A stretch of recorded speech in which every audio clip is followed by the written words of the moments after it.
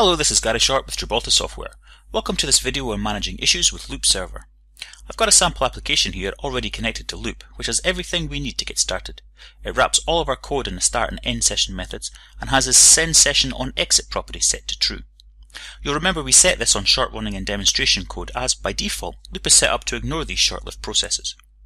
This code also contains a number of exceptions that we're going to throw for Loupe to record, so let's run this code now and get the information over to Loupe. Over here in Loupe, after you log in, you'll find yourself on the dashboard.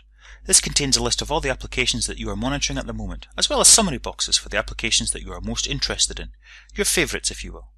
To make an application a favourite, simply click the star icon in the top left hand corner. Now that we've made our application a favourite, let's open it up and see what Loupe has recorded for us.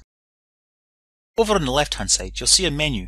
Click the review icon and you'll be presented with a list of current issues for you to triage. The first thing we are going to do is to suppress this log item. Suppress a log item when it represents noise in the log. You're saying to Loupe, I acknowledge this item, but don't want you to show it to me again unless I ask to see it. Items can be unsuppressed by checking the item in the suppressed list and clicking the unsuppress button.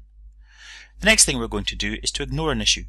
By ignoring an issue, you are telling Loupe that you acknowledge the problem, but you don't want to see it in the log unless it happens in another session. An example of when you might use this is when you come across transient connection errors out with your control. You don't need to see them again in this session, but if they happen again, then you want to be made aware of it, in case they cease to become transient. Having dealt simply with the last two items, it's time to handle this error. First, by drilling into it, Loupe provides us with information regarding the time and date that this error was first and last seen, as well as the file versions in which it was seen. Loupe also provides a number of instrumentation attributes that can aid you in triaging the problem. Having established that it's a genuine bug that needs fixing, Loupe allows you to create an issue and assign it to a developer. Back in the review list, when we drill down into this last item, we can tell straight away that it is connected to the exception that we just dealt with. That being the case, we can add it to the existing issue, allowing the assigned developer to deal with both exceptions at once. As a developer, click the My icon on the menu bar to see a list of your current tasks. Drilling into one, you'll be presented with the same information as we saw in the triage stage, as well as the log items attached to this issue. Let's fix this issue now.